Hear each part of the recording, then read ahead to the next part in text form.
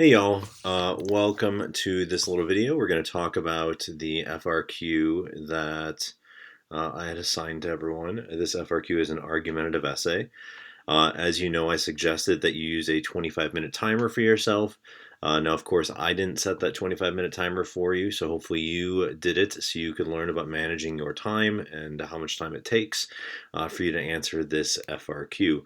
The FRQ is, of course, about the role of the federal government and especially the executive branch when it comes to global health crises like pandemics.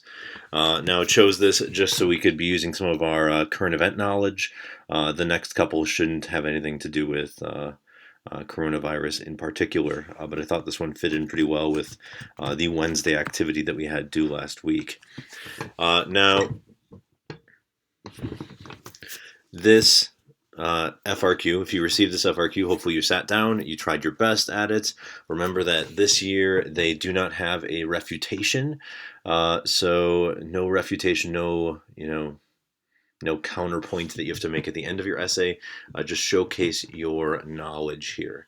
And so what I did is I wrote up an FRQ response. I wrote it up in the 25-minute time period with a few minutes to spare. I took some time to go back and add a few things after I read through it, and I think it's pretty good. Now, when I received this FRQ, there really is, you could play it either direction. You could utilize these documents to answer whichever way you want. In particular, if you are going to argue in favor of the executive branch having more power, you would probably use Article 2 and Fed 70. And if you're in favor of keeping a lot of power at the state level, you'd probably use the 10th Amendment and the reserved powers. I chose an easier direction to use the executive branch. And I'd be interested to see some of your responses. Hopefully you submitted some that had chosen the states as the correct path. Either way would be fine. Now you can see in my claim, I use the prompt a little bit. The federal government, and more specifically the executive branch, should play a larger role in response to global health crises like pandemics because, and don't be afraid to uppercase because or whatever you need to do to make sure you have that in there. You have to have this because and some sort of line of reasoning after the statement. So because it has the ability to act quickly in a united fashion and provide national leadership. So my first paragraph is going to focus in on the ability to act quickly and why that's good for a global health crisis and why that united quick response from the executive branch would be ideal. And my second component is going to talk about providing a national leader in a time of crises. So what I started with is talking about here, I'll read the first paragraph for you. When a pandemic strikes, a nation needs to respond as fast as possible to contain that crisis. Now, this is kind of like a topic sentence. Waiting for the states to handle pandemics in different ways and possibly not respond at all is a recipe for disaster. You are only as weak as your least responsive state, because they could continue to spread the disease. Now, I included this in here to show you the weakness of the states and why we need to have it in the executive branch's hands. Now I wanted to tie in one of those documents because I was like, oh yeah, I got to add one of the docs in here. Here's a great chance. Fed 70 emphasized that the executive branch is built to act quickly and with force. Hamilton argued that creating one executive, remember he talked about a one unitary executive, ensured that the position would have a level of energy. Remember, he talked about energy, ability to get things done, to handle national issues like a crisis or a war. A president able to respond quickly and unilaterally could make sure that the nation is all on the same page in fighting a pandemic or any other major health crisis. So as opposed to, a state that might be all over the place, I kind of showed you the weakness of the states. And I connected it to why the president is so much better at this. I added in a document. I have my evidence is here, so my documents here, and my reasoning is talking about the states and talking about a quicker response from the president. So I'm getting those points there for evidence and reasoning as well. The next chunk I wanted to talk about leadership, and leadership as in like one person that you're listening to and one person that you're kind of getting information from.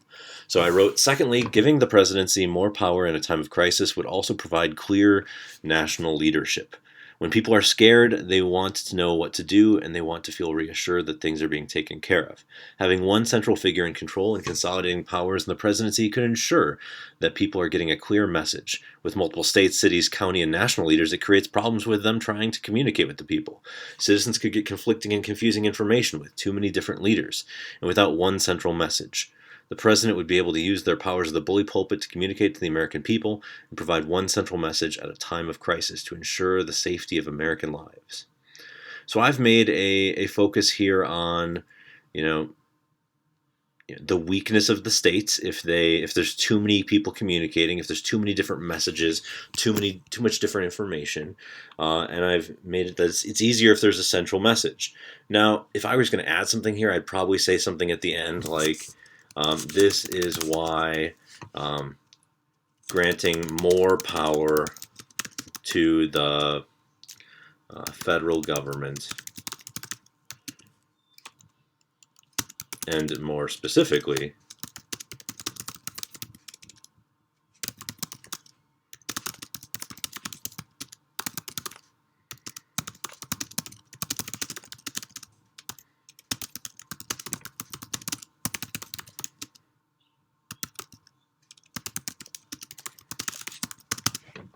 now, reading through this, I think this last sentence here that I just added would actually help your reasoning argument.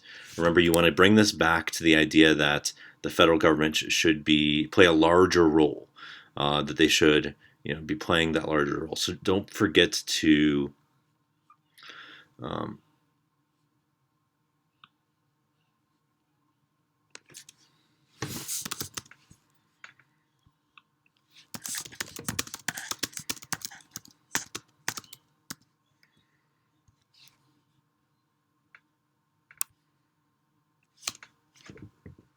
there you go. I think that the final sentence kind of wraps things up. The final sentence brings back some of the reasoning about why we want a larger role for the executive branch. And I think it might be, after you read through it, which I think you're going to have a little time to read through it, don't be afraid to add things. And even today, going back and reading this, I found ways to add some information, some things that I didn't bring out. Now, if you chose to go the other path, if you chose to, and actually I could bring up some other things. So if you chose to support the idea of a strong role of the federal government and the executive branch, you could have talked about the federal government being able to use the power of the purse to help people, and like providing aid to states. Think of the relief packages that the federal government's putting together right now. That could provide an answer for you as far as why the federal government should be in charge of it. You could also have something like the federal government already has the CDC and the FDA that can help to respond by sending out procedures for people and helping to push for a vaccine. So you could talk about the executive branch utilizing the bureaucracy to get things done. You could focus on the executive branch being able to use the military to get things done. There's a few other angles that you could really focus in on. Maybe even potentially using like the art of diplomacy. Maybe you need stuff from other countries and the president would be able to use their powers to get things done. Or the Commerce Clause. Think of the president's ability to utilize the Commerce Clause to get supplies for this crisis. So if you think about all those things, you can find a lot of different examples of how the executive branch would be a good way to argue this, that they should be more powerful or more involved. Now, when it comes to the states being more involved, you could make an argument that every state has their own different issues going on, so kind of the laboratories of democracy. Maybe one state will find a better way to handle the crisis. Maybe there's a procedure that'll work better at stopping the crisis in its tracks. Maybe there'll be a way to do better research in a state, and that could be a possibility if you're leaving more up to federalism. The 10th Amendment's an easy thing to use because you can utilize the idea that health is really something that's always been a state power, and police powers where the governor can essentially shut down the state. That's not something the president has historically been able to do unless we have some sort of like martial law situation. The states tend to have a lot of power to be able to shut things down, shutting down businesses, shutting down whatever they want to get things handling the situation. So the 10th Amendment might have been an easier area to focus on. You could have talked about how the 10th Amendment allows for the states to shut down schools and to close schools for the rest of the year. And that might be something necessary to stop the spread of a disease. So I would have focused on those angles if I had chose the states as the path.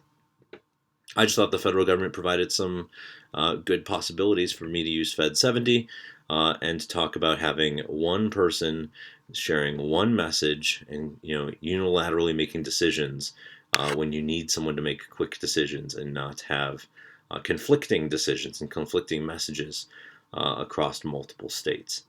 So interested to see what you guys came up with. Let me know if you have any questions in the comments, or send me a message, and I'd be interested to see what you guys have to say. Okay, hope you got something out of this review of the argumentative essay and this first argumentative essay. The next one we'll do will be a scenario FRQ. I will post it later this week, and I'll post my video response to it next week as well. Talk to you later.